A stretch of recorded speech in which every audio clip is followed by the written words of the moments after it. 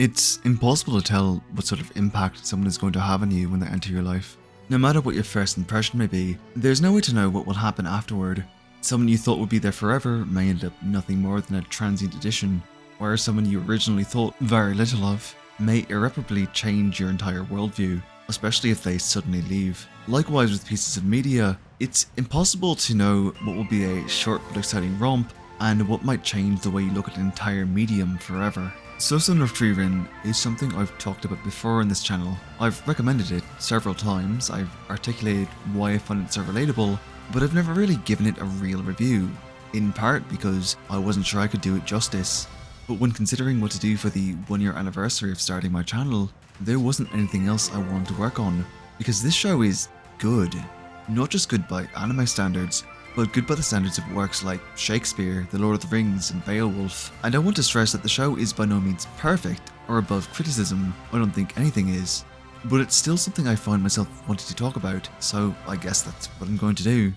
Before I begin, however, I do want to caution that I'm going to be spoiling the entirety of the first season, and you should absolutely go watch the show first if you care about that. It's not a short watch, but it's well worth your time. Normally, when I review a show, I start with a brief plot summary before moving on to analysing the characters and themes, but I want to do it a little differently this time. Because this is a show about Frieren's journey and how the people she meets change her and how she sees the world, I'm going to discuss the characters and themes as they come up and then give my final thoughts at the end. It'll be fun. Also, the vast majority of the music in this video was graciously supplied by the beautifully talented Hecate Music, whose channel I'll link to in the description. They make amazing orchestral covers, and it's their music you'll be hearing in the background. Go subscribe to the channel, they're definitely worth it. Finally, this video will be necessarily edited and altered to get around YouTube's copyright abuse, so if you'd like to see this video in its uncensored glory, go check it out on my Patreon, link in the description. Right, so with that out of the way, let's get started on our journey. So, Sousou Frieren is the story of the titular elf, and follows her life after she and her party of heroes have defeated the Demon King and brought peace to the land, consisting of Frieren the mage, Sein the warrior, Hecate the priest, and Himmel the hero.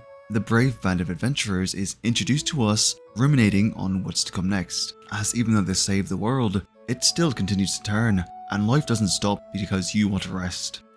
They join in on the kingdom's celebration, and have a good laugh reminiscing on the times they had together, like the time Himmel and Sein were almost executed for disrespecting the king, or the many times Hecate's alcoholism disrupted the journey, or the time Frieren had to be saved from a mimic after being explicitly told it was a mimic. You know, it's kind of a miracle they managed to save the world at all. Their conversation is interrupted by the Era meteor shower, which Frieren isn't entirely taken with and says she'll show to them from a much better vantage point when it rolls around again, in 50 years. This is something I'll come back to.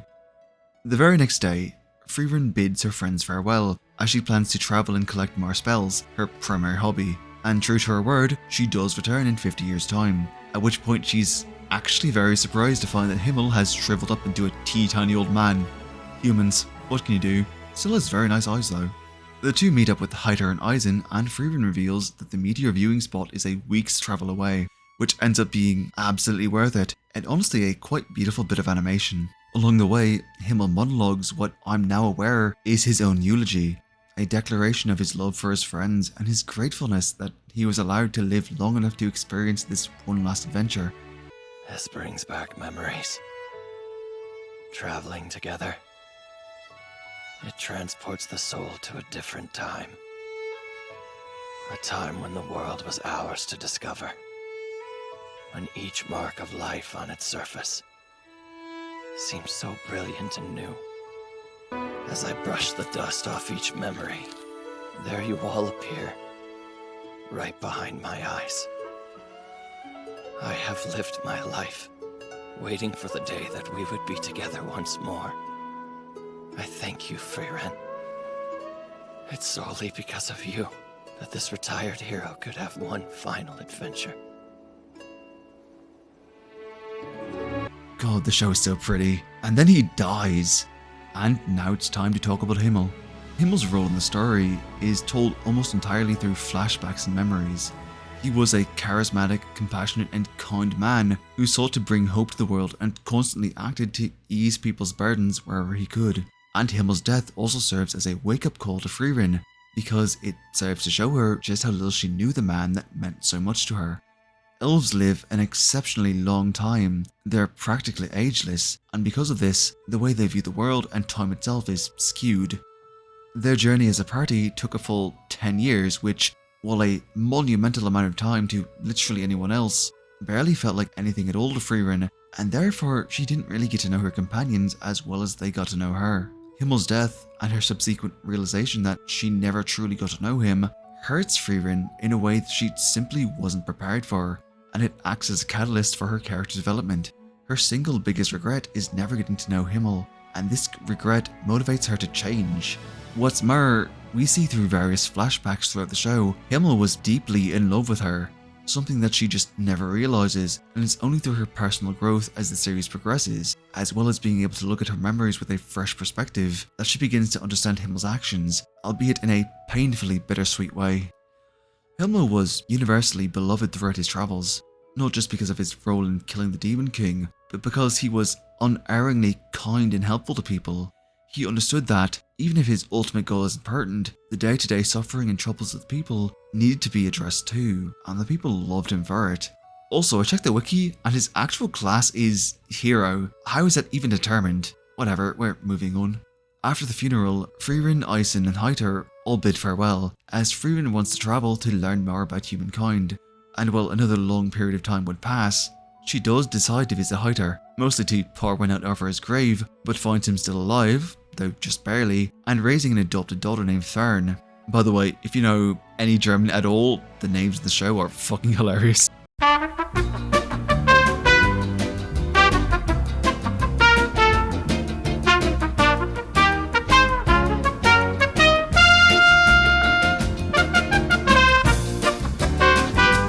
Hecate asks Frieren to take Fern on as an apprentice, since she has an aptitude for magic, which Frieren refuses, as she's worried the girl would die.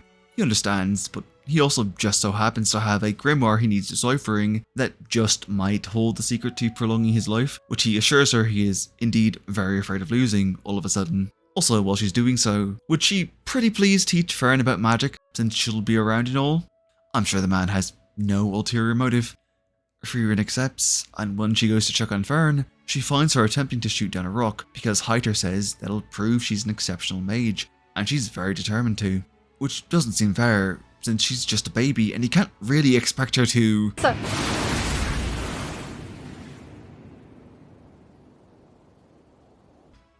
Huh. Okay, yeah, I'll come back to this. So time passes and Frieren begins to tutor Fern, whilst deciphering the grimoire, and at some point, a few years in, Hecate collapses and reveals he's short on time. Frieren says she'll try to quicken her pace, and after seeking out Fern and trying to get her to set aside her training to take care of Hecate, Fern reveals that she's been trying so hard to become a proper mage because she feels it's the only way to repay Hecate for taking her in, proving that he did a good job raising her and she can take care of herself now. More time passes and Frieren eventually succeeds, and Hecate admits that he knew there wasn't going to be an immortality spell in the grimoire because if there was, the guy who wrote it would still be alive, and he was just lying to trick her into training Fern. He's clever, that miscreant of the cloth. And you know, I can't really do this next part justice, so I'm just putting it up on screen. I must ask you to leave this place tonight. For what reason? I'm sure you can see that I'm not much longer for this world. At such a young age, that child has already experienced more than enough loss to last the rest of her lifetime. Frieren, please take care of Fern for me. No point in feigning courage again. Not now. She has been ready to say goodbye to you for a long while. Your only focus before you die should be giving her a proper farewell and making as many memories as you can.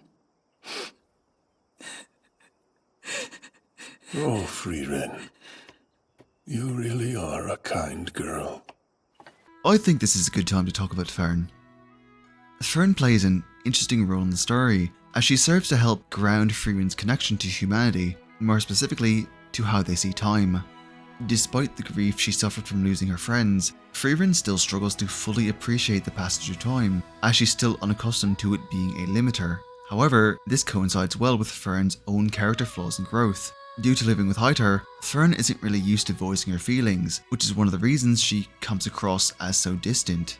Due to this, she struggles to communicate her needs to people, but she gets upset when they're not met, and this is something we see her struggle with throughout the entirety of the story, such as later in episode 2 when she's having a hard time finding a way to tell Frieren that their search for the blue moon weed feels like it's taking far too long. But when she eventually does communicate it, she's shocked by how open Frieren is to addressing her worries. Communication and people's need to be more open about their feelings and their needs and desires is a reoccurring theme in the show, and it's expressed pretty well in Fern. I think this, as well as her general nature as a caretaker, stem from her time living with Hecate, having to take care of the both of them, but also feeling unable to tell him when she's upset for fear of burdening him, and bottling her feelings, along with a general struggle with communication and confrontation, is something that plagues her throughout the story. I think this is why she tends to pout and ignore people when she's angry at them, because due to losing her parents and then being raised by a dying man, she's formed a habit of not saying what's on her mind. I think this is also why she tends to follow people around instead of talking to them when she sees a problem, like when she thinks Frieren is being irresponsible with money, or when trying to figure out a good birthday gift for Stark. Though she's good in a fight, she struggles with facing emotional conflict. I do think she gets better at this over the series, however, and we see the first step in this character development in episode 2 when Frieren responds positively to her finally voicing her concerns. Frieren is first to acknowledge that it's not just her own time she needs to worry about anymore, and that her habit of spending years doing just one thing on a whim is something she needs to break. Frieren never fully kicks the habit, at least not yet in the anime, but it's thanks to Fern's influence that she's begun to grow more as a person. Fern also parallels Frieren in some interesting ways, as Fern is also something of a magical prodigy, and although she says she only somewhat likes magic and that she could have chosen any skill to help prove to Hecate that she would be capable when he was gone, it's made clear in a brief flashback that it was Hydra's praise of her mana butterflies that made her want to choose it, just as Frieren's love for weird spells stems from Himmel's praise. Fern is also an incredibly hard worker, and she's dedicated her life to improving her magic, which, alongside her natural talent, has actually made her one of the most dangerous mages on the planet. Fern's gift for sensing mana and hiding her presence is second to none. After all, she's apparently the only person to ever sense that Zaria's magic was unstable due to her suppressing it, something that not even Frieren seems to notice. But her true strength comes from her speed and absolute mastery of the basics of magic. Fern is a living embodiment of the phrase, simple is best, because while she only ever fights with shields and Zoltrock, she is so skilled and so overwhelmingly fast that almost nobody can keep up with her speed. What's more, while Fern tends to be overshadowed by Frieren, the later exam arc is actually focused on her, as it's her own growth as a mage that's being tested. Overall, Fern is a highly skilled mage, a complex character, and an all-around wonderful addition to the team. And while I definitely have my criticisms, which I'm saving for the end of the video, she is one of my favourite characters. So, after a brief stop in a town wherein Frieren plans a birthday surprise for Fern, who stalks her most of the day because she doesn't trust her master not to buy useless junk, and obviously she can't just say anything, we skip to a scene where Frieren trains Fern's use of shields, and also reprimands her for failing to read up on magical history, which is obviously just a bunch of boring homework and in no way relevant to anything else. And they continue on to her village wherein lies the petrified body of Qual, a demon so powerful and dangerous that the hero party was never able to actually beat him and had to seal him away. The seal is weakening and Frieren intends to finish him off the next day, rather than let it fade and release him into an unsuspecting countryside. That night, Frieren reveals that Qual invented the spell Zoltrock, a spell so powerful that it was responsible for the majority of adventurer deaths in the area, and after another brief lecture, the two go to bed and prepare for the next day's battle. That following day, Frieren dispels the seal and, after a brief conversation with Qual, the three engage in a battle that I still feel is one of the most beautiful pieces of action ever put to screen. I think Qual is the perfect example of why the show is so incredibly amazing, because it demonstrates just how much thought was put into every aspect of Frieren's world. See, Zoltrock was simply too powerful of a spell, so overwhelmingly game-changing that it forced humanity to adapt to it faster than anything else ever had. After he was sealed away, mages from across the world studied and dissected it, and incorporated it into the curriculum of every magic student. What's more, new and vastly more powerful defensive spells were created, and defensive equipment was improved as well. Because of the advancements it caused, Zoltrak, the legendary killing spell that was Qual's life's work, is now ordinary offensive magic, essentially just a souped up magic missile. It became so ubiquitous that it was even adapted and transformed by Frieren to be particularly deadly to demons. The fact that the author considered the ramifications of a magical arms race, as well as the speed at which humans adapt when compared to elves and demons, thanks to their much shorter lifespan, is objectively amazing. The history of the world and its magic system, something that would normally just be relegated to cool but ultimately unimportant lore, is used as a teachable moment for both Fern and the viewer. It's a fantastic lesson on how to incorporate such things into your own writing. I'd also like to take a moment to talk about the fight scenes in the show. See, because Sousou and Frieren spends the majority of its time on interpersonal and emotional storytelling, the fights are allowed to always feel big, and it's always a matter of quality over quantity. What's more, until much later in the exam arc, each fight has a significant emotional weight added to it, and they're never just action for action's sake. I know some people feel like the fights early on are boring because Fern and Frieren tend to stay in place and blast away, but with all due respect, I think those people are fucking idiots who can't fully appreciate the weight behind each conflict. I'm not sorry. Oh, and the guy that welcomed the girls to the village was the same little kid that once flipped Frieren's skirt and pissed off Himmel. Time flies, people age, we're moving on. Episode 4 starts with Frieren and Fern agreeing to clear shipwrecks from the coast near a village in exchange for a grimoire penned with the legendary mage Flamme, which is revealed to be fake, as apparently all texts claim to be written by Flamme are fakes. This confuses Fern, since she feels that means the reward is basically worthless, but it's eventually revealed that Frieren wants to clean the coast in time for the New Year's festival, where the whole town gathers to watch the sunrise together.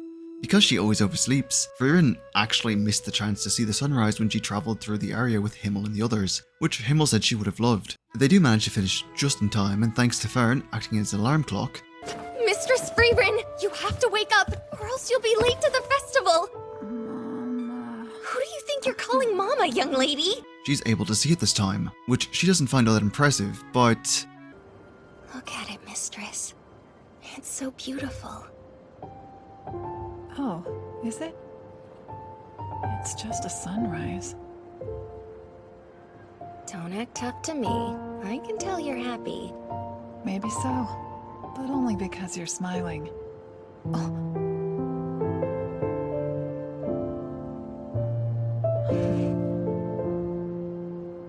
I wouldn't have been able to see this sunrise if I'd been on my own. Absolutely not. If I weren't here, you'd still be snuggled up in bed. You know, this show is at its best when it revels in the simple joys in life. Growing flowers, seeing the happiness on someone's face when you give them a gift, enjoying a beautiful sunrise together. These are all things that Frieren, the character not the show, learns to take joy in and appreciate. I'll come back to this later, but this is what the show is ultimately about. Continuing on, the girls stop by Eisen's home for a visit, and after a brief conversation, they agree to help him find notes written by Flamme. And after a short seeking montage, Eisen says the notes should contain information on how to speak to the dead, which should give her the chance to talk to Himmel and finally overcome her regrets for never truly getting to know him. You know, I think it says a lot about just how close the group was that Frieren's friends understand her so well. Despite her never really understanding them, it's reinforced time and again that they loved and cared for her very deeply, and I honestly think more friendship should be depicted this way. We need more sincere acts of kindness in media, and I'm really happy that the show repeatedly demonstrates that Frieren is worth loving, not in spite of being different, but because of it, because she deserves to be loved for who she is. Everyone deserves that. Anyway, they finally locate the tree that Flamme enchanted to hide her notes, and we get a brief flashback to her predicting that Frieren would one day return when she had a regret to overcome. Flamme is an interesting character, and I'm going to talk about her in more detail later. Flamme's notes detail a place she calls Aureole, wherein one can talk to the souls of the departed, and where Frieren might be able to talk to Himmel once more. Aureole is the ultimate destination of the series, and every step in the journey is in service to this end goal. Episode 5 starts with a flashback, wherein Fern remembers a conversation she had with Hecate just before his passing, where he joked about giving her a friendly hunting if she was good. As they pass through a village, the two are warned about a monster in the mountains. It's been preying on travellers. It's called an Einsam. and it uses illusions pulled from people's memories to create ghosts of their loved ones. It creates an illusion of Hecate for Fern in a scene that's actually really painful to watch, and creates one of Himmel for Frieren, though she's able to scatter the illusion and allow Fern to kill the monster. Later, they encounter a dragon that's built a nest out of magic items, which they resolve to eliminate. But...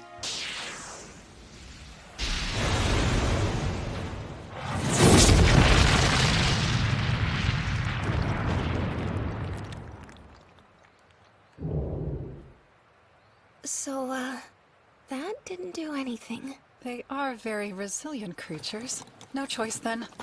Run!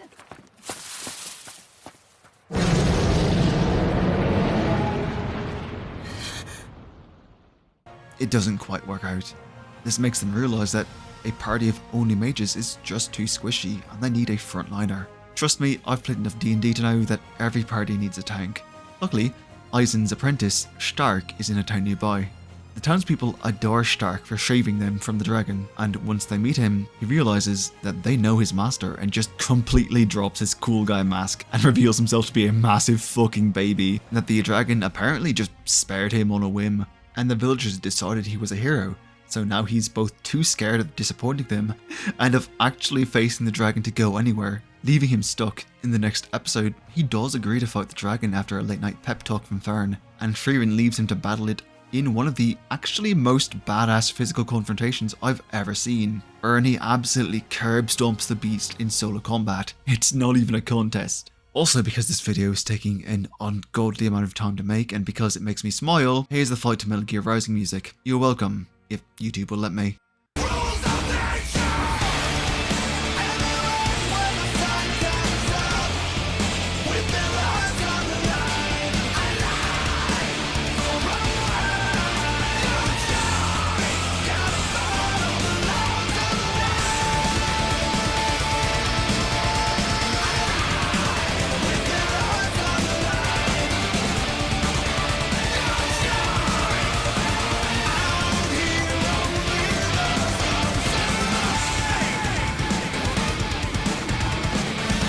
Stark is an interesting character because he almost exists as a living contradiction. He's incredibly likable, not just to the audience, but also to the people they meet on their journey. The elderly dote on him and he's pretty popular with kids, and in turn, he treats them with respect and kindness. He's also incredibly powerful, enough that the solar dragon actually left the village alone because it recognised just how insanely strong he was. And in a heated argument with Eisen, the dwarf was so afraid of Stark that he reflexively hit him, which is where he got his scar. And Eisen, despite being weakened with age, was the warrior that helped take down the Demon King.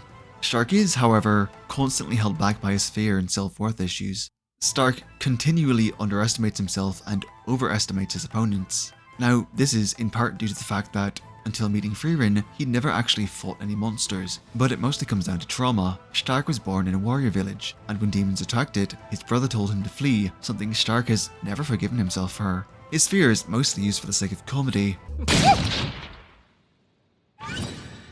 You've gotta be kidding me! My work is done. Trees are pruned. Thank you. Don't worry, kid. I only said that so you wouldn't waste valuable time saving me. I won't chop your head off or throw you in jail for forgetting your sirs and ma'ams. So relax, adventurers. Much appreciated. Say thank you. You're the one who... He's petrified. But it also comes up in his fight with Linia. When he sees that she can imitate Eisen's fighting style, he all but completely gives up and is even willing to throw his life away in a final exchange, never once considering that his own training and skill would carry him through. It's honestly kind of tragic, because his sheer physical prowess kind of makes him the most impressive of the main three characters. Demons don't even consider him a threat because of his lack of mana, but the man is capable of digging a canyon into the side of a mountain with nothing but an axe, and can strike faster than the sound of his weapon can be heard, so maybe they should show him a little more respect. I do, however, believe that Stark's fear makes him a better character. I think too many stories treat fear as something that needs to be completely gotten rid of, but the thing about fear is that it exists for a reason. It's designed to keep you safe, and it's only in the presence of fear that we can show courage at all. But courage is not the lack of fear, but taking action in spite of it. As Eisen says, being afraid isn't a bad thing, and it's thanks to fear that he even made it as far as he did. Stark isn't a coward, and despite his fear and his reluctance to engage the dragon and even the trio of demons later, he still fights because it's the right thing to do. In this way, he's just like his master. Despite them parting in anger, Stark holds a genuine love and respect for Eisen, and his motivation for joining Frieren's party is actually really heartwarming. Eisen would tell him stories of his adventures when he was a kid, and it would make him happy.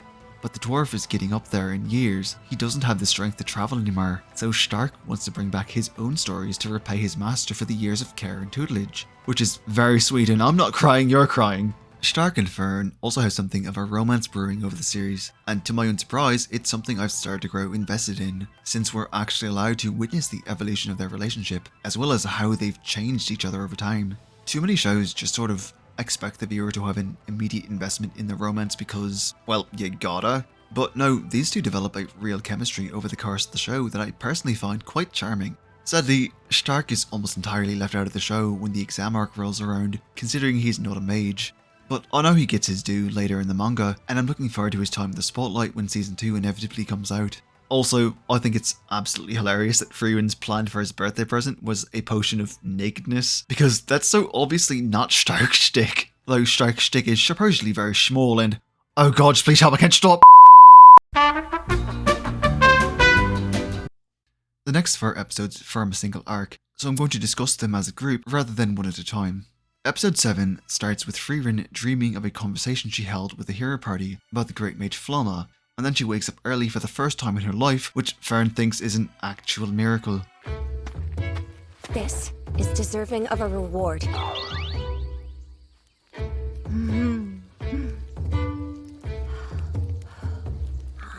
What is happening? The group later helps to clear a collapsed hillside road, and upon arriving in town, Frieren immediately drops her bag and prepares to strike, revealing the lord of the town, Graf Granite, as he escorts 3 demons. She's immediately accosted by guards, and the head demon, Lügner, who's apparently a peace emissary, muses on how Frieren sees him as a wild beast to be put down, which she asks is that not exactly what he is, before being thrown in the dungeon. Also, considering Lügner's name means fucking liar, I'm sure he has nothing but the best of intentions. Frieren's largely unbothered by her incarceration and the fact that she's been sentenced to 2 years in prison, though she does find the idea that the demons want peace to be utterly laughable. I've got a lot to say on the demons, but I'll hold off for now. The demons themselves muse on how she described them as wild beasts, and claim that she's the only one who can truly see them for what they are. Before a short meeting with the Graf where he wants to kill them for the death of his son, but they manage to sway his sympathy. Soon after, one of the trio, the boy named Thrat, heads down to the dungeon to try to kill Frieren, and looking at the meaning of his name, can you guess what he fights with? That's right, a gun! Only kidding, he uses a magic garrote wire, one he makes the strangely and specifically bold claim is the strongest wire spell known to demonkind, which is honestly about as impressive as it sounds, considering Frieren fucking murks him with the same amount of effort you or I might use to open a pack of gummy worms. Demons these days are such a disgrace. No experience on the battlefield.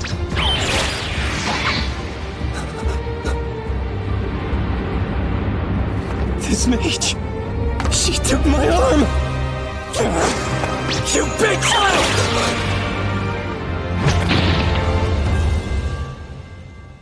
Let's talk this through! She then decides to leave and confront Ara herself. I know I'm harping on the naming thing a lot, but in all honesty, it's not really any worse than naming an ice mage Nivis or any other use of fucking Latin that every other fantasy story indulges in. Cut to Fern and Stark, who decide they need to convince the Graf to release our favourite elf. Stark is scared and practically pissing himself, and then we're back to Lügner and Linia, who realise Drott is probably dead, before they meet with the Graf again, who has deduced that Drott killed the guy guarding Frieren and wants answers. Lügner just drops the act entirely at this point, beheads the guards and takes the Graf alive because apparently they need him to remove the barrier spell that's been protecting the town from Ara's army of demons, a barrier that was put in place by the great mage Flamme. Back with the party, the apprentices come across Frieren, who catches them up and tells them to take care of the demons themselves while she handles the bitch with the army. And she's in charge, so they have no choice but to do so. With Stark sneaking in to rescue Graf Granite and Fern hiding or something, it's probably not important. Meanwhile, Lügner is attempting to torture the Graf into cooperating by monologuing at him about demons and magic and blah blah blah, you know, like he geniuses. He then leaves the Graf to steer in fear of another fucking monologue, and then Stark tries to break him out, only to be caught and get forced into a brief confrontation, which Fern interrupts by sniping the fruity bastard while he's busy enjoying the sound of his own voice. Honestly, if she'd really wanted to, Fern could have killed him right there. Sadly, their priority is rescuing the Groff, and they retreat, giving him time to heal himself and keep fucking monologuing, and oh my fucking gods, he never shuts the hell up. Anyway, back with the likeable characters. The kids put the Groff up with a healer before heading back out to find Frieren and ask for her help, but she's busy making Ara look like a joke, so the two are going to have to handle things on their own. They realise just a moment too late that Lügner was tracking them with the blood he splattered on their clothing, and the two are split, with Stark fighting the lolly and Fern going up against the fucking windbag, and it turns out even Fern's getting fucking sick of hearing him talk. You like to hear yourself talk? Didn't you come here to kill me? The four engage in battle, and I'll be honest, this is actually one of my very favourite fights in the entire series, largely in part thanks to the detail put into every little moment. Fern's delicate steps before taking flight, the obvious effort Lügner has to put in to redirect her attacks, and even the way her bangs are blown in a different direction with each blast. It's obvious the animators were bringing their A-game from the very start. The fight's also fairly short, with Fern's sheer speed overwhelming Lügner's blood magic, and Stark utterly schmiting Linia the moment he steals his resolve. And also, because I can, here's another Metal Gear Rising song for the occasion. Again, you're welcome. I finally found what I was looking for. A place where I can be without remorse. Because I am a stranger who has found an even stranger war. I finally found what I was looking for. Here I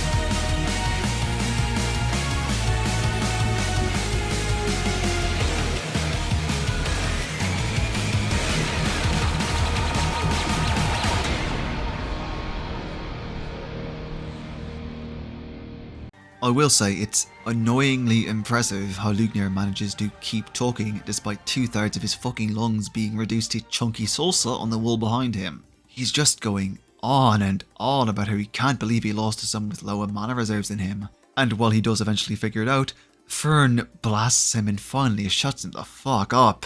Praise be, she's my new best girl for this alone. Anyway, we skip over a flashback for a moment because reasons, and hop right back to Frieren's conversation with Ara, who's absolutely sure of her victory. Ara uses magic known as the Scales of Domination, which weigh her and her opponent's souls and turn whoever has the lower amount of mana into the absolute slave of the other, which allows her to behead them and continue using their body as a soldier, which is what she's intent on doing to Frieren, but we all know how that song and dance goes at this point. Ara, kill yourself.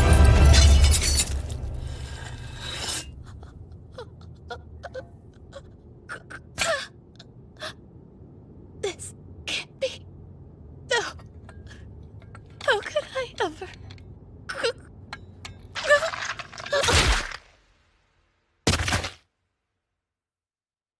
Damn, that's cold. Right then, so let's talk about Flamme and the demons. The legendary mage Flamme was Frieren's teacher, and is largely credited as the mother of humanity's magic system. 1,000 years prior to the story, she found Frieren in the wreckage of her village as the sole survivor of a demon attack. Frieren, while young, had managed to kill every demon herself, though she would have died of her own injuries if Flamme hadn't found her and saved her life. From there, Flamme would teach Frieren everything she needed to know in order to grow strong enough to kill every last demon, and this included concealing her mana to make it seem like she possesses far less than she really does. Flamme serves as an interesting juxtaposition to Frieren, which is rather unsubtly represented by their names. She's an incredibly insightful woman who truly understood the nature of both humans and demons, as well as that of her apprentice and her own master. Where Frieren struggled to connect to others, Flamme understood her apprentice so well that, even 1,000 years prior to the events of the story, she knew that one day, Frieren would regret failing to get to know somebody, and left her note on how to get to her relay to help her student find closure. She even had the book open to the page talking about speaking with the dead, which really goes to show just how insightful she truly was. Flamme also genuinely loved magic, so much so that she wanted to make it widely available to all humans, and is actually responsible for setting up the organizations that would teach mages for centuries to come. She was a wickedly powerful genius of a mage as well, capable of, with a single spell, disintegrating 3 general level demons, as well as the hill they were on, in a single instant, as well as crafting barriers that would remain impregnable for 1,000 years. She also fucking hated demons, a trait she shares with Frieren, and dedicated her life to studying and destroying them, and it's her research that guides the modern understanding of the creatures. Flamme is such an influential presence in the world of Frieren that fake grimoires are constantly attributed to her, and a lot of people have used her likeness and name for political reasons. Despite all this though, she was a very kind person who cared for and taught Frieren until she died of old age, and even taught Frieren the spell that creates a field of flowers, which she learned from her parents and was her absolute favourite. It's Frieren's favourite too, and while Frieren largely only complains about Flamme, it's still clear that she was important to her, as she laments the idea that she might be the only one left alive who remembers her face. Moving on, let's talk about the enemy. The demons are, in my opinion, the perfect antagonist for the story. The demons in Sousou and Frieren are violently dangerous creatures that utilise language to prey upon people. The demons evolved from monsters that would imitate a cry for help to lure people in, and in their currently evolved forms, they actually use mankind's empathy against them. You'll notice that, aside from Qual, all of the demons in the season look almost entirely human, and this is to fool people into seeing personhood where there is none. What makes the demons so very dangerous isn't their inherently powerful magical capabilities or their long lifespans, but how well they understand humans. When Graf Granite threatens to kill Lügner to avenge his son, Lügner calmly analyses the room they're in and compliments the Graf on how well he's kept it over the years, claiming it to be proof of his love for his son, and that Lügner did the same thing for his own father, who was killed by humans. This is an absolutely genius move, because it subtly places him in the role of the Graf's son, and it diffuses the situation. When they're alone though, Linia asks Lügner what a father is, and Lügner says he can't say. In one of her flashbacks, Frieren recalls a young demon girl that she and the hero party encountered that had killed and eaten a little girl, but managed to sway the other villagers and even Himmel by calling out for her mother, saying that it hurt. This led the village chief to propose to raising her as one of their own, and giving her a chance at a normal life, something Frieren was against, but didn't stop, and this is what it led to. Why did you murder the village chief?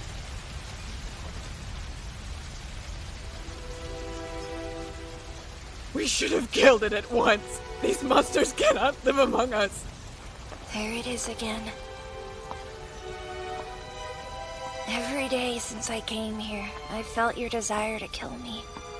But I just wanted to live in harmony. I figured out a way to make things right. Here, take this child as a replacement for your offspring. The one I hate. That girl is the daughter of the village chief. Yes, but he isn't alive anymore.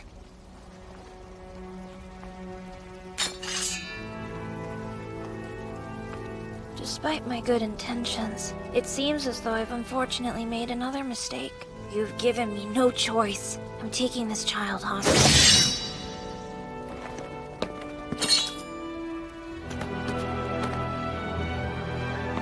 You won't stop me again? No. Mommy, please.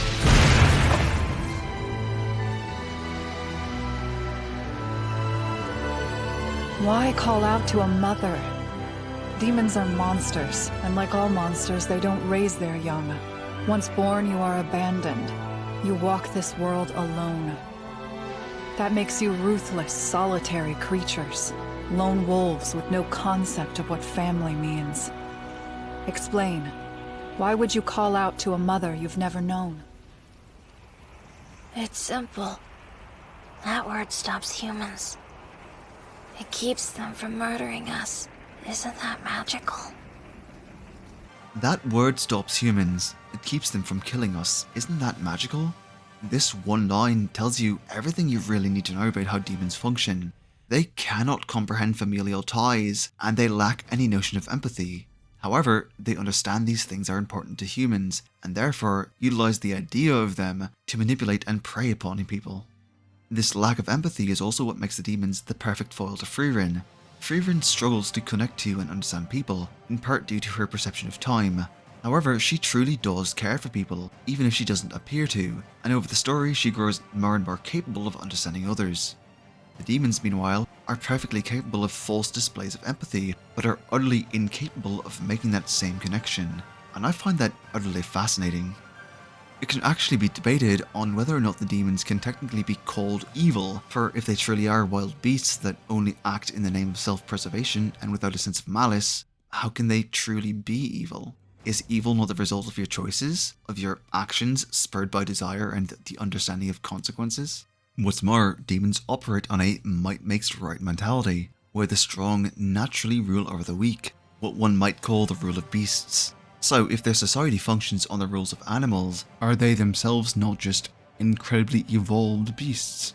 This isn't a debate I'm capable of providing an answer for in this video, but I'd love to hear your thoughts in the comments. I might make a follow-up video to discuss the demons and the debate on evil, but for now, I'd like to leave the subject on this note. Demons respect strength above all else, and to them, magic is the only strength that matters. This is why mana concealment is such an effective tactic against them, because they truly cannot comprehend the idea that anyone would hide their strength. This is because their mana capacity is the measure of their pride, and while they might conceal it for the purpose of stealth, they instinctually need to demonstrate their strength to any rival they find. This is why Flamme, Frieren, and even Fern conceal their true strength, because it makes demons drop their guard. This is the reason Flamme was able to get the drop on the 3 demons, because they only saw Frieren as a potential threat. This is also why Lügner refused to acknowledge Stark at any point until he was already injured, because Stark has no mana, and, in a demon's eyes, is incapable of being a threat. A demon's greatest weakness is their pride. Time and again, we see their pride ultimately lead to their fall, and Aura is only the most recent victim of her own hubris. Episode 11 mainly involves the cleanup after the battle. I won't bore you with the details. It does, however, involve Craft, one of only 3 elves in the series and also something of a legendary figure himself. The group gets caught in a blizzard and Stark passes out, but they find a cabin, currently occupied by one Beefcake, and take up residence there until the mountains are safe to travel again. During this time, Frieren and Craft bond a little, and have an interesting discussion on faith that serves to expand on Frieren's friendship with Hecate. Nothing much else interesting happens, but Stark does get nursed back to health by Craft sharing his body heat, and I just want to say how absolutely hilarious it is that he's only briefly surprised by finding out he was sleeping with a stranger before he starts marveling over Craft's body. Oh wow, nice body for an old guy. Well, that was blunt. Can I not appreciate a man's hard work? My boy's a bisexual in bloom. Love it. The next episode is, as most in the season are, split into 2 sections. The first entails the group stopping at a snowbound town in the mountains wherein the legendary Excala, the hero's sword, is guarded. The mayor is a little girl who, at the behest of her apparently dead grandmother, berates Frieren for taking so long to return to exterminate the monsters that are drawn by the sword. It goes as quickly as you'd expect, and it mostly serves to show that Himmel was never actually a chosen hero because the sword is still there, and instead he was just a great guy who had the drive and the right team. The more interesting part of the episode is dedicated to Stark's birthday of all things, and you know, I think it says a lot about Frieren that she never forgets people's birthdays and always has a present in mind, even though the present she had planned for him was A potion that dissolves clothing. According to my master, this is the type of gift men enjoy receiving. Stark will be overjoyed. really not all that fitting. Fern tracks him down and finds him cloud gazing. There you are. That cloud looks like a lady with huge boobs. So he is a pervert. Oh, dang, that one's a big pile of poop. No, he's just incredibly immature. I'll have to tell Fern about these later. How does he expect me to respond? And is absolutely shocked to find out that he's never actually been given a birthday present. He's not even aware birthday presents are a thing. My poor boy was horribly derided and neglected by his father for being weak and was only ever shown any love by his brother. But neither his brother nor Eisen ever gave him a present. Happily though, he and Fern choose a present together, and when they return to the inn, they find Frieren has made hamburg steaks to celebrate his birthday, since the potion present didn't really work out. This is also where we find out that while Eisen wouldn't give him presents, he would always make him a huge hamburg steak on his birthday, and Frieren explains that, you know what, just watch it. These are for warriors who are putting in hard work. What are you making, brother? Hamburg steak. It's your birthday, right? This can be our little secret.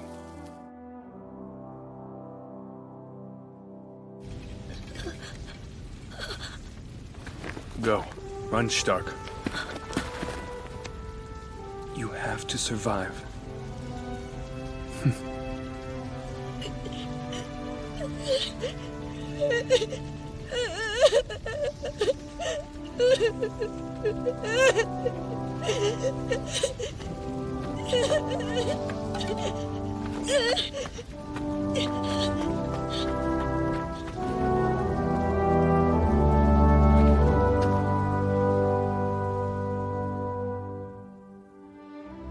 Eisen wrote down the recipe for me a while back.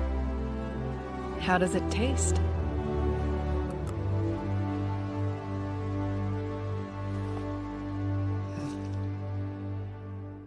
It's good. Fucking damn it, I'm crying again. This show just knows how to get me right in my soft bitch heart every time. I love this boy, he deserves the world.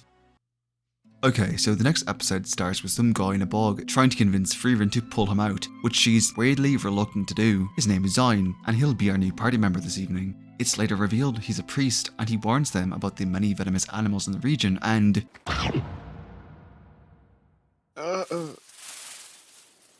Hey, something just bit me. These Chekhov's guns get fired faster and faster, I swear to fucking god. Anyway, Stark is dying and they fly him back, only for Zein's brother to say it's too late and Stark's brain is going to melt out through his nose. What the actual fuck? It's fine though, Zein's got it handled, and at the behest of his brother, the party decides to invite him along, which he absolutely refuses to do, despite his clear desire to. They bug him every day for a week to no avail, so they ask his brother if he has any weaknesses, and it's older women.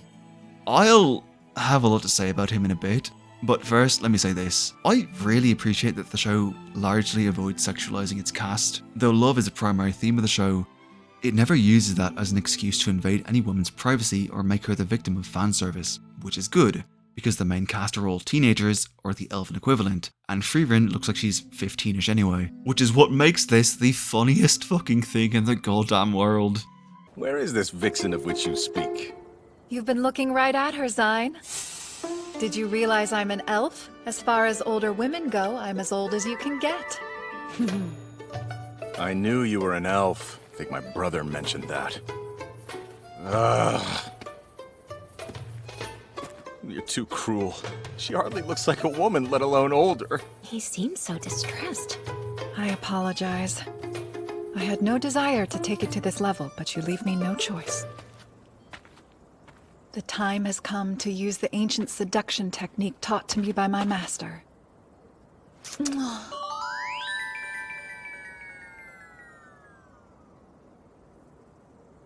What was that? I blew you a kiss, of course.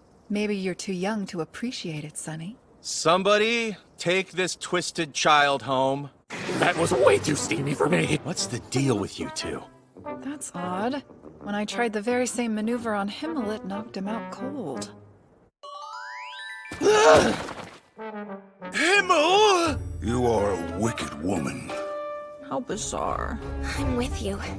If I had been the target of your attack, I would have been in grave danger. As depraved as he is, he's still a holy man and a formidable foe. This is amazing. It's like a lobotomized unicorn. It's beautiful and stupid in all the right ways. These three share a single brain cell, and they left it in the hotel room. Shockingly, the teenagers attempt to seduce, allure. The kiss doesn't work, and Zein's brother has to literally slap some sense into him, so he joins the party. You know, sometimes success is just failing upward. Next episode.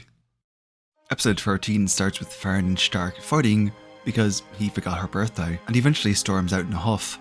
Despite this largely centering the two's relationship, it actually serves to help flesh out Sein more, so let's talk about him. Sein is a really good healer, but a terrible priest. He loves drinking and gambling and smoking, and he's very open about his preferences for older or mature women. I feel like this might make people worry he's the designated pervert character, but he really isn't. The thing about Sein is that, well, he's an adult. Unlike the other party members, he's fully physically and mentally matured, and he acts like it. Not just in how he's open about his desires, but in that he has a more mature outlook on things. He knows how to step back and look at people's feelings and relationships with a rational and measured mindset, and this is to the benefit of the people around him. This is best shown in how he helps Stark and Fern to reconcile after their fight, and he treats their feelings seriously, advising Fern to apologise for upsetting Stark and helping her learn how to communicate better. It's actually kind of ironic that he doesn't consider himself to be a proper adult, because he's actually the kind of person more kids need in their lives. A lot of adults will look at children and teenagers and treat their very real and important emotions as annoyances at best and detriments at worst. But Sein takes them very seriously, listening closely and offering genuine advice. He's a good guy and the party desperately needs him, especially since he's basically the only actual adult they have on hand. This can't have been easy for you, Frieren. Looking after 2 kids all alone? You understand relationships? Make that 3 kids. Zein's motivation for joining the party is largely centered on his desire to find his childhood friend, who took up the name Guerrilla Warrior, no I'm not joking, and set out on an adventure from which he'd never returned, and Sein eventually leaves the party to search for him. It's a shame to see him go, but it's a fitting end to his character arc. I really hope he returns to the party someday, because he acts as an important balancer for our usual trio of destructive children. Anyway, Fern and Stark reconcile and choose a present together. They leave town in a wagon that gets attacked by a bird, and Frieren has a short crisis about a ring Himmel gave her. If it sounds like I'm blowing through this part, it's because I intend to discuss it more in depth when I talk about Frieren as a character. Alright, moving on. Episode 15. Oh my god, I'm only halfway done. Why did I decide to do this? Involves a town of people cursed into slumber. It's actually kind of creepy, and the party is slowly whittled down as its members fall victim to the curse one by one, before Frieren and Sein manage to take out the monster causing it. Again, I'll have more to say on this later. The rest of the episode follows a rather uncanny situation, wherein a man that's almost an exact mirror of Stark's father wants to hire him to pretend to be his son for political reasons, which leads to the party essentially pimping him out when they realise they desperately need the money. I can't really do the emotional weight of this episode justice, just know that it's masterfully done and you should absolutely go watch it. Also, Fern and Stark dress up and dance together, it's really cute. Okay, so episode 16 is perhaps the single most emotionally devastating episode of any anime I've ever seen. The party stops by a small village so that Frieren can visit an old friend, a truly ancient dwarf warrior by the name of Old Man Fall. Fall has been protecting the village from monsters and demons for longer than anyone who lives there has been alive. So long that he'd been doing it longer than anyone living could remember. 80 years ago, when the hero party passed through.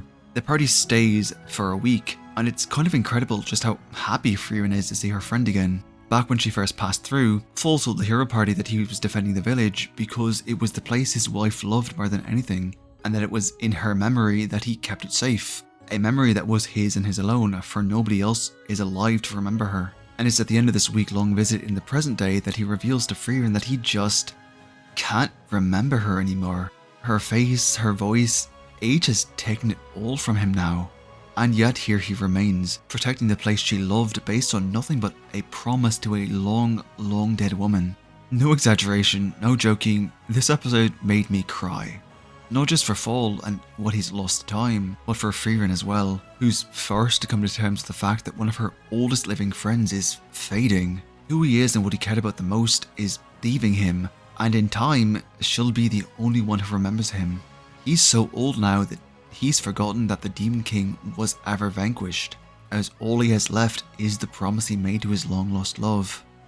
I know I haven't really touched on it since I'm saving my criticisms for the end, but I do have my gripes with the writing in the show at times. But this right here, this is one of the reasons this show is so good. The beauty and heartbreak woven into the story being told just gets me every time I watch it. I love fantasy, I love high stakes and sweeping majestic stories of magic and wonder, but nothing will ever hit as hard as small, personal and emotional storytelling like this. The next episode is honestly a rather simple affair. The party gets stuck in a town for an extended period during a blizzard, during which they sort of just live for a while, enjoying a short break from the journey. Near the end of the blizzard, Sein is asked to help mediate between Stark and Fern again, and when he's done, he asks Frieren why she decided to force him to come, to which she answers that she saw her old self in him, too weighed down by regrets to set out into the world, and that she did what she thought Himmel would do, and in fact, what he did for her. It's a really nice scene, and it's what finally pushes Sein to set out on his own. He doesn't want to have any more regrets, and so they part ways as he leaves to search for his friend Gorilla. And of course, the moment he leaves, Fern gets sick and they have to nurse her back to health. This is another thing I'm going to come back to when I talk about Frieren herself, because now it's time for the exam arc. So, in order to actually get into the Northern Lands to reach the destination, the party needs a first-class ranked mage, as the place is highly dangerous and it's illegal to go without one. Thus, Frieren and Fern sign up to take the exam, which promises to be quite difficult. This essentially functions as a tournament arc, introducing a wide array of interesting new characters, fun new challenges, and testing the party like never before. Well, not Stark, he's kind of just chilling with an old man for the whole time apparently. The exam is split into 3 different tests, each one proctored by a different first-class mage, and each one designed by absolute sadists. Like I said before, this will actually end up being Fern's time to shine, as Frieren really does not need to prove herself. She's the mage that took down the Demon King after all, and she has zero interest in the exam, only really taking it because Fern doesn't want to do it alone. Also, while I know I said that a lot of interesting new characters would be introduced, only about 8 of them are actually relevant to the season. Those would be Ice Girl and her wet friend, the world's most boring man, Tweaky the murder waifu, Edgelord McSofty, Grandpa that'll throw hands with anyone, the Rocky douchebag, Hair Lady, and the 2,000-year-old professional hater. I'll get into them more as they become relevant. This arc is also where we get to see some of the more impressive and varied displays of magic, as well as the most mage battles. So this is generally where the emotional storytelling falls off for a bit and the shonen action ramps up. Right then, let's not waste any time and get right into. The first exam involves splitting up the exam takers into groups of 3, and giving each group the task of catching a bird called a Stilla. As long as all 3 party members are alive, they don't leave the barrier enclosed testing area, and the group has a Stilla, then they pass. Sounds easy, right? Well, no, because of this.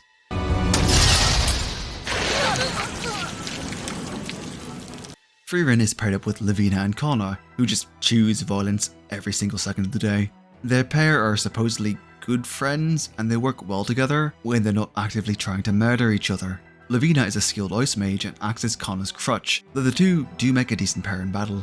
Connor is in a similar situation to Stark, in that she's held back by her own mental state, though this is far more detrimental to mages than warriors, for reasons I'll get into a little later. Frieren ends up taking the lead in this group, and after the 2 dunces get birded, she convinces them to spend the day observing the nuclear-powered feather dusters, after which they devise their cunning plan. Meanwhile, Fern is put on a team with Lond, who's got the personality of wet cardboard, and Ubel, who I'm sure the internet will be very normal about. Also, her name literally means wicked and evil, because reasons. This trio actually manages to capture a Stilla faster than anyone else, thanks to Fern's stealth skills, and resolve to hide for the rest of the test. But oh no! They need water! And they get ambushed on their way to refilling their canteens. Whatever will they do? Oh, and Linia freezes the entire lake, interrupting the ambush and giving Fern's party time to split up and engage their attackers in several one-on-one fights. Starting with Fern, who faces this rock lady and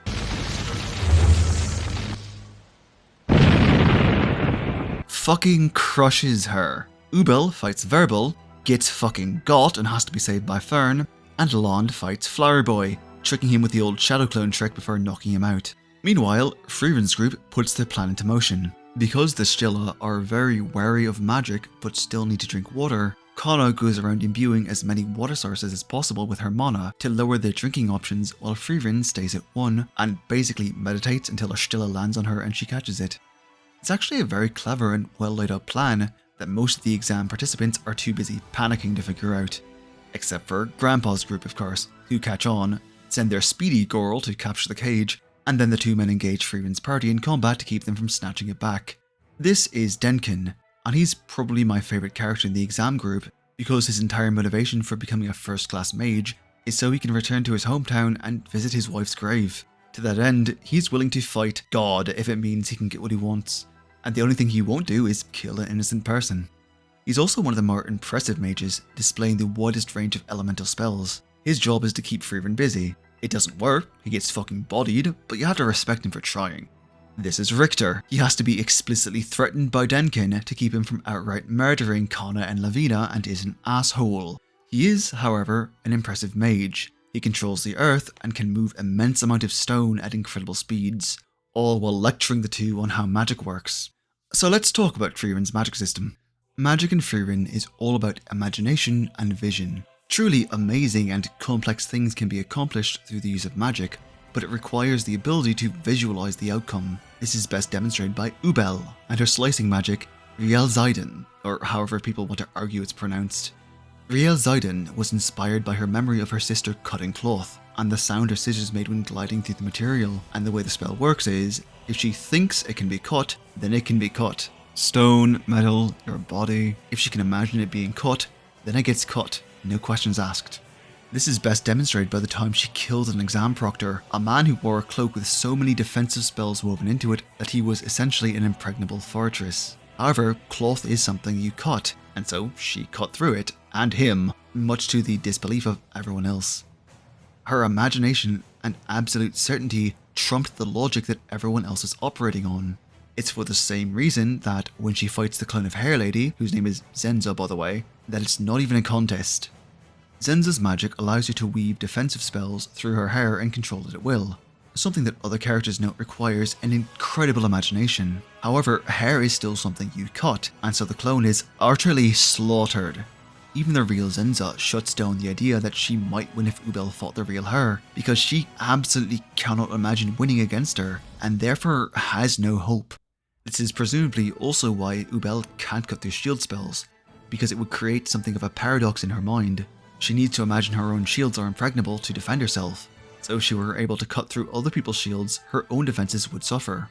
All of this goes to explain the reason that Kana, while actually quite powerful when she has access to water, is brought so low by her self-confidence issues. It's implied that, while it would take an inhuman visualization skill, it would technically be possible for her to control the water in another person's body, but she simply lacks the confidence to even attempt such a thing, let alone imagine it. She's even ultimately failed in the third exam because the proctor accurately deduces she can't even imagine herself becoming a rank 1 mage. This is also what makes Land such an impressive mage himself, despite being so boring I could cry. His magic allows him to create clones of himself and even other objects. And even his clones can create other clones, which means he has to visualize more than one perfect copy of himself, as well as maintain control over each one. That is actually fucking insane. Yeah, so the magic system's pretty neat. Anyway, whilst Richter is bullying the girls, Frieren threatens to kill Denkin if Speedy Girl doesn't return their bird. An obvious bluff that Speedy Girl falls for, gets caught, and then Frieren binds them before announcing she's finished analysing the barrier and...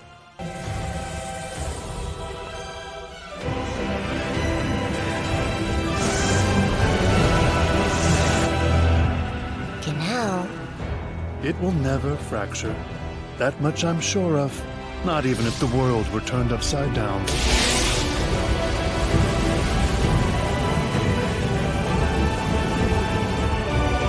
The Never is here.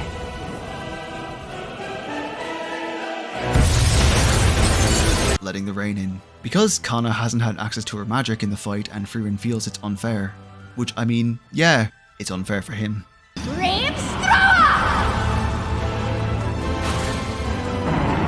You realize there's nowhere for me to escape to. This is exactly why I hate the water.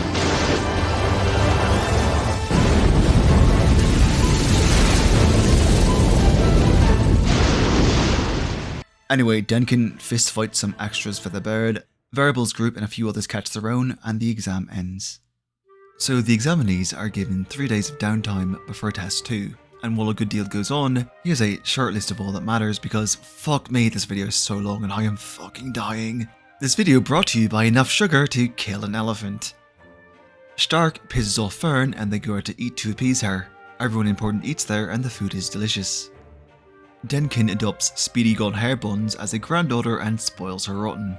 Ubel is weird about land and they go on a date? Kana and Lavina definitely go on a fucking date. Stark is kidnapped by Verbal and taken to kill a monster. Everyone gets the letter about the next exam, and the proctor is Zenze.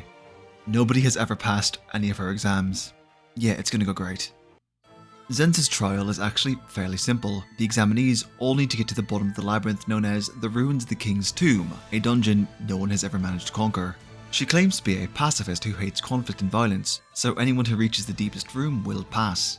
She even gives each examinee a flask with a golem inside that will safely return them to the surface if broken, though this will mean failing the test. The flasks will also automatically break at dawn the next day, so there is a time limit.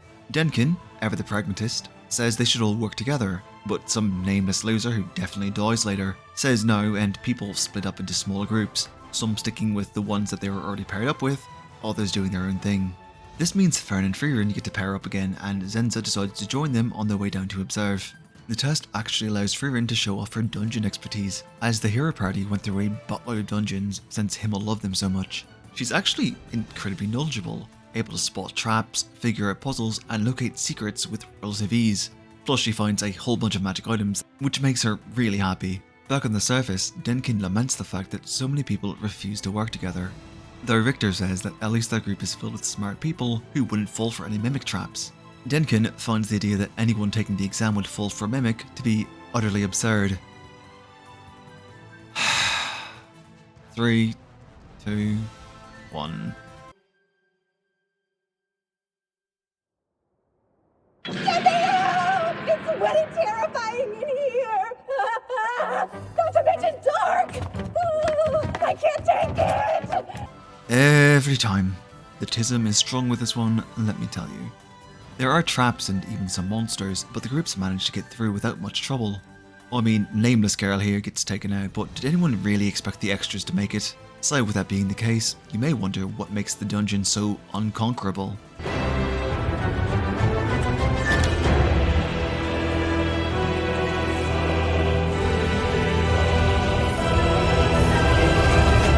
Yeah, so the Lord of the Dungeon is known as the Spiegel, or Water Mirror Demon, which creates perfect clones of the people who enter its lair, down to their mono-level memories and abilities. And it can make one of everyone, meaning it actually forces people to work together, since it's almost impossible to beat an exact copy of yourself without luck, something Ubel is first to reckon with when she and Land fight her doppelganger. Don't worry, she has last-minute help, but it definitely goes to show the importance of teamwork. Verbal's party split to take care of the clones, but Denkin's group is completely cock-blocked by a faux Frieren, who is guarding the final room before the Spiegel, forcing them to wait to come up with a plan. The worst part is, while they wait, more clones are closing in, and even the ones they kill are recreated after a short period of time. However, thanks to Fern, they manage to come up with a plan. While the other mages keep the replicas busy, Frieren will engage her own clone and keep its attention, while Fern hides and waits for an opening to strike it with a high-speed Zoltrock. It's risky, but it's their best chance at victory. You know, the funny thing about Frieren as a character is that she's basically the equivalent of a 20th level wizard who spams nothing but magic missile because everyone else is so below her. So to see Frieren actually going all out and demonstrating why she stands at the pinnacle of magic, well, it's something to behold.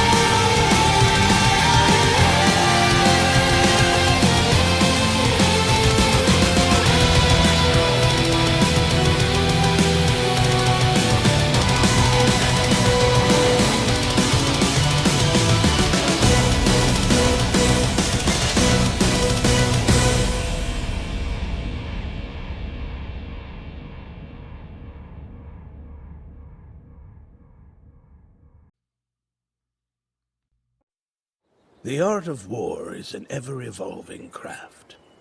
But you've taken a large step toward unraveling its secrets. The master's lessons have now become the student's tricks. That is what you keep on telling me. He just keeps doing this. Where does this guy even come from? So there are only two things worth talking about for the second downtime, as it's pretty short. The first is that Fern and Frieren have a fight, as Fern's staff was shattered during the clone fight, and Frieren, not realising the staff was a gift from Hecate, suggested buying a new one. This is another thing I'll be talking about when I get to Frieren herself. The second is that Serie decides that Frieren's inclusion in the test has caused too many mages to make it to the third trial, and to take matters into her own hands, meaning she'll be proctoring the test herself. And so before we talk about the third trial, we need to talk about Serie. Serie is a complicated character. She's very old, potentially even older than Croft, and is the single most powerful mage in the series, with her mono-level, while she's concealing it, equivalent to Frieren when she's released hers. And she's also almost entirely the opposite of Frieren on a fundamental level, believing magic is a tool that should be used by the ambitious for killing, whereas Frieren, like Flamme, believes magic is a beautiful thing and something that everyone should have. Because of this, the two really don't get along, despite their shared relationship with Flamme and the fact that, as elves, they share in the hardships that their not eternal lifespans bring them. Despite this, however, Serie does have some level of respect for Frieren's abilities, just as Frieren respects Zarya's instincts. The two also share in the issue that they struggle to express and even understand their own feelings. The most interesting thing about Serie, from my perspective at least, is her relationship to her students. She talks about Flamme as if she barely mattered to her, and even says she only took her in as an apprentice on a whim, and she calls her a foolish girl with a childish dream. But the way she talks about her and the tone of her voice make it very clear that Flamme was incredibly dear to her, whether she realised it or not. In fact, despite her claim that she just shouldn't take on human apprentices at all, and her disappointment that most never left a mark in history, Serie still remembers each of her students' favourite magic, and she even holds a final exam in a room filled with flowers created by Flamme's favourite spell. She also has a great appreciation for talent, and it's her acknowledgement of Fern that makes for the third and final time Fern has proven herself in the exam arc. She's also extremely fucking petty, banning Frieren from stepping foot in any building belonging to the Continental Magic Association for 1000 years after they meet during exam 3. But I'll get ahead of myself, let's talk about that final exam. So like I said, Serie proctors the final exam, and it's basically just a vibe check. I mean, this is how the first 20 seconds go. Excuse me? You have failed the test. Be gone. May I at least ask you why? It's clear the presence of my mana has all but petrified you. You know the limits of your own abilities well. You can't even imagine yourself as a first-class mage, can you? In the world of magic, that which can't be visualized cannot be. It's fundamental. Now go. You fail. You fail. You fail. You fail. Frieren falls the losers, and Serie notes that she obviously can't imagine herself being a first-class mage either, but because she knows Serie won't let her. She does give her a chance though, and she asks what Frieren's favourite spell is, then fails her for saying it's the flower spell. We also get an important flashback, but again it's something to talk about later.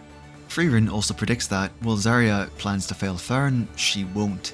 And sure enough, she's absolutely taken by Fern when she sees the fluctuation in Serie's magic, and so... Fern, was it? Join me. Become my apprentice. Oh, no thanks. Fern becomes the first mage to pass the final exam. Before we continue to the end, let me fully explain what I meant about the exam arc being about Fern. Like I said a while ago, Fern has spent the show essentially being overshadowed by her master, as it's hard to compete with someone as amazing as Frieren. All throughout the test though, Fern is acknowledged by those around her as being an incredibly talented mage.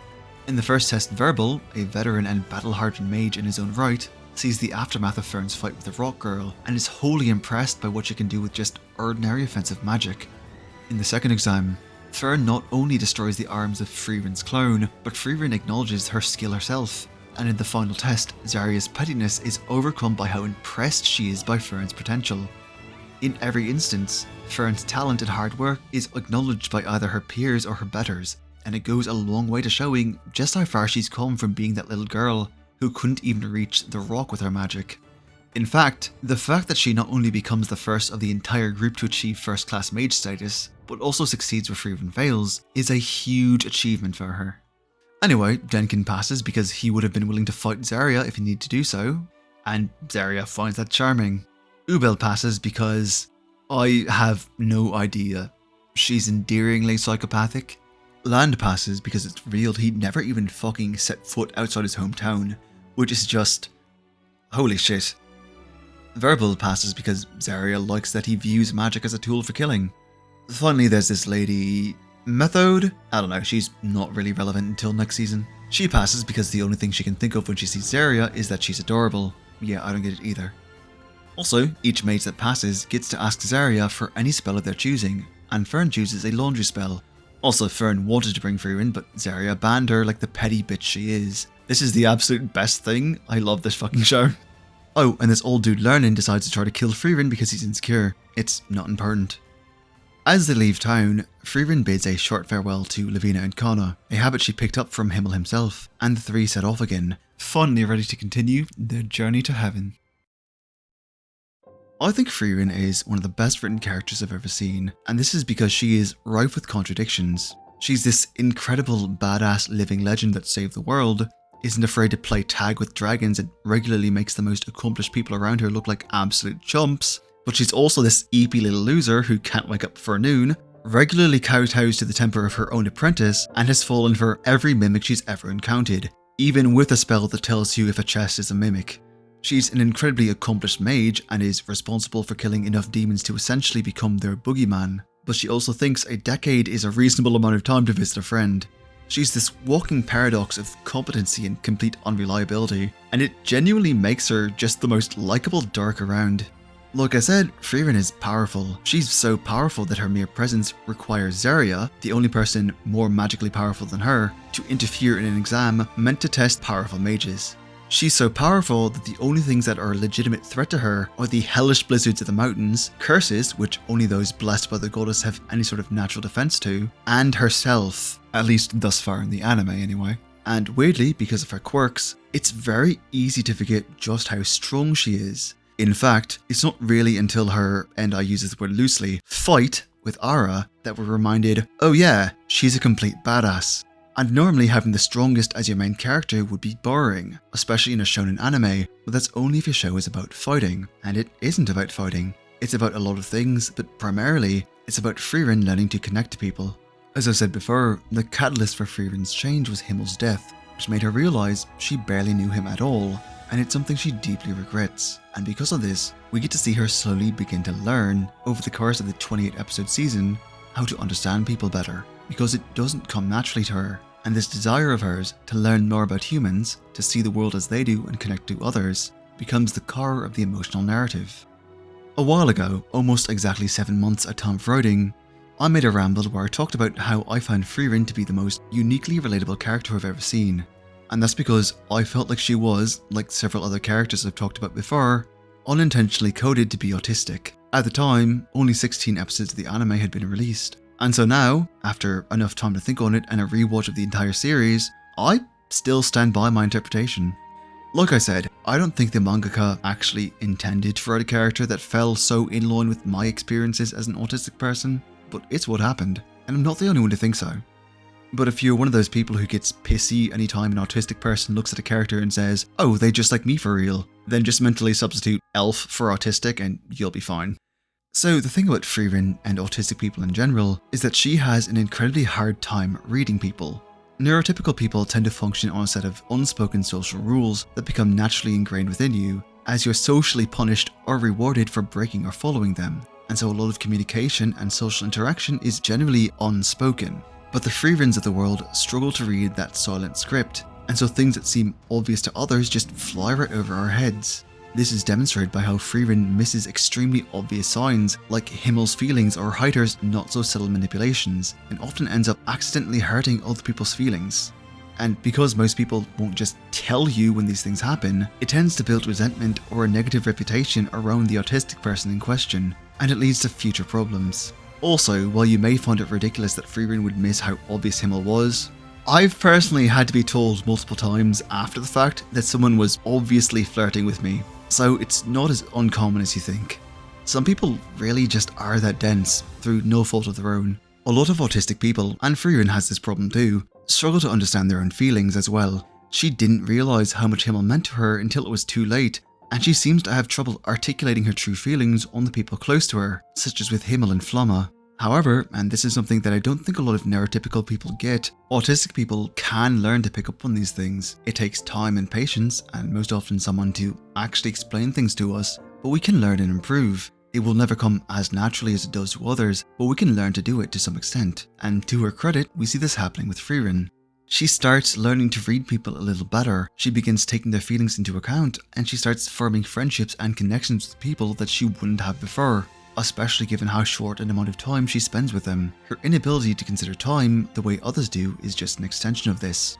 And it's something that we see her start to improve upon as early as episode 2 when Fern is worried about how long the search for the flowers is taking, and Frieren comes to realise that time isn't just hers to worry about anymore. Direct communication is another big thing for autistic people. While neurotypical people tend to watch for unspoken or double meanings, autistic people tend to just say what we mean, without the need for extra interpretation. And this is something we see in Frieren as well. She laments how bad Eisen was at communicating his feelings, and she almost always seems to miss the hidden meaning behind other people's words.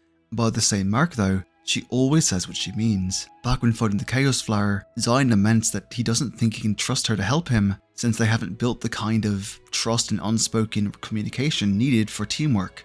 Then he remembers Hecate telling him that, while Frieren may be hard to read, she can be trusted to say what she means, and he puts his faith in her, which wins them the day. Additionally, Frieren is well aware of how much she struggles to understand people, which is why, again, according to Hecate, she works twice as hard to make up for it. We see this when Fern's staff is broken and Frieren makes her angry. She does her absolute best to find a way to fix it because she knows how much it means to Fern and she feels bad for upsetting her. Frieren is also very kind, and despite not always showing it, she truly does care for the people around her. This is why she always remembers birthdays and always has a special gift picked out, and this is also why she holds Fern's hand when she gets sick. Frieren remembers how Himmel would hold her hand to help her feel better, and so she does it herself. Speaking of Himmel, what I think is one of the most interesting things about his relationship with Frieren is how it's recontextualized over her journey with her new party. Small things he said, the gifts he gives her, even his very feelings are things she comes to understand better as she begins to understand her new party members and humans as a whole, and I just think that's kind of cool. Here's a question for you, viewer. Does Frieren love Himmel? I would say yes, not in the same way he loved her obviously, but if you watched my Dunmeshi video, you know I think there's an important distinction between loving someone and being in love with them. And I think Frieren does love Himmel, more so now than she did when he was alive, because now she can understand him more. And as bittersweet as it gets, I think there's an astonishing beauty in losing someone and then seeing them in the world around you, in finding new ways to love life thanks to their memory. Himmel changed the lives of everyone he met, but none more so than our beloved elf, for whom he would bring more joy and sorrow than anyone. He's the reason she loves magic again, he's the reason the flower spell is her favourite, and he's ultimately the reason she has so much love in her life now, why she has Fern and Stark, why she welcomes Sein and cherishes the people around her, because the love and kindness he gave her, and the love she still holds for him now, is a beautiful transcendent gift that will carry her through her long journey and even longer life. Okay, so believe it or not, I do have some criticisms for the show. They're mostly small, but in an attempt to be objective, here we are. Nothing is perfect, everything can be improved on, let's do this. So my first is more of a personal complaint and less of an issue with the show itself, but the characters in this anime are very subdued. There's not a lot of big emotion on display, and there's a lot of quiet talking. This isn't necessarily a bad thing, and I do get why they went this route. They wanted to reinforce the idea that people are hard to understand and need to communicate more openly, but it did take me a little while to get past it. This is actually why I find Lond so incredibly boring. He's arguably the least emotionally expressive character in the series. It's also why I love Stark so much, because he's the most. An actual problem with the show is how Fern treats Stark. She gets better over time, but early in the show she's just relentlessly mean to him for no reason, and this is especially egregious when they slay the dragon and gain the grimoire with the seeing through clothes spell, which she immediately uses on Stark and makes a disparaging comment on his physicality. This is, to be blunt, fucking horrible. If Stark had done the same to her, he'd be drawn and quartered in a Twitter town square, but we're supposed to find it funny because it's happening to a guy? No, this was a bitch move and completely out of line. Like I said, she gets better about this later, but it makes her a lot harder to like early on in the series. Finally, and this is the biggest problem with the series as a whole, there are a lot of times when the dialogue is pretty weak. If you take a shot every time someone says corrupt priest, there's a good chance you'll pass out before the 3rd episode. The biggest problem that comes from this though, is that sometimes characters will talk really unnaturally, usually when they're wrapping up the lesson for an episode. But the absolute nadir of this is Lügner, who just drones on and never shuts up and basically just vomits exposition all over the scenes he's in. I've definitely seen worse, but considering how good the writing is everywhere else in the story, it's especially noticeable here. And yeah, that's it. I don't have anything else. This show is just really good. Alright, on to the end. You know, the hardest part of making this video, aside from the sheer amount of fucking editing it takes, please help, I'm so fucking tired, was finding a way to succinctly articulate my feelings. This show is so good, and as long as this video is, I struggled to keep it this short. But after thinking about it, I always come back to just one thing, and the spell that creates a field of flowers. It was Flamme's favourite spell, the one she learned from her parents, and the one she taught to Frieren at the end of her life. It's this spell I keep coming back to because it's the spell that started it all. When Himmel was just a boy, he got lost in the woods, and Frieren found him, but her distant demeanour frightened him. But for whatever reason, she cast the spell, and it offered him comfort. And it was from this moment that Himmel the hero was born. It was this little moment of kindness that would set everything in motion. That would inspire him to invite her when he became a hero. It's what shaped his worldview. It's what led to him inspiring kindness in so many others, and it's the root of his love for her. To me, this is what Frieren is about. It's about the tiny, almost insignificant moments that become everything to us. It's about watching the sunrise with the people you love. It's about picking out the perfect gift for a friend. It's about the people we meet who love us for who we are, and about the ways we make their lives better in the end. It's about love and loss and holding someone's hand to comfort them when they're sick. It's about all these little things that make life worth living, the things that remind us of who we've lost, of who we still have, of who we might have in the future. It's about hope that things can be better. It's about stopping every now and then to just appreciate life for the crazy, scary, wonderful mess that it is. It's about the journey, I think. And I think it's worth taking. And I'm glad I could take it with you. Thank you for watching. I really hope you enjoyed the video, and I want to thank everyone who subscribed to me in this crazy first year of my YouTube career. It's been really fun trying my hand at this, and I'm really grateful to the people who've encouraged me as I've taken the time to figure out what the fuck I'm even doing on here. I know I kind of whined a bit about how much work it took to make this video, but I really did enjoy the whole process, and if it made you smile, then it was definitely worth it. I'd also like to thank my Patreon subscribers for their support. It was a huge help in making this video. I'd especially like to thank Lustrous Lizard, Owen Oofs, VT and Hope's Fate. I know it's annoying to hear, but if you can spare the money, I'd really appreciate it if you could join my Patreon. If even half my subscribers pledge just $1, I could afford to stop running DoorDash on top of my actual job and put more time, energy and maybe even money into my YouTube channel. YouTube doesn't tend to let me monetize videos like this one, so anything you can spare would be really appreciated. Anyway, I really do hope you liked the video, and I hope you'll stick around for the year to come as I continue to work on more of them. Thanks again, and I hope you have a lovely day. Bye.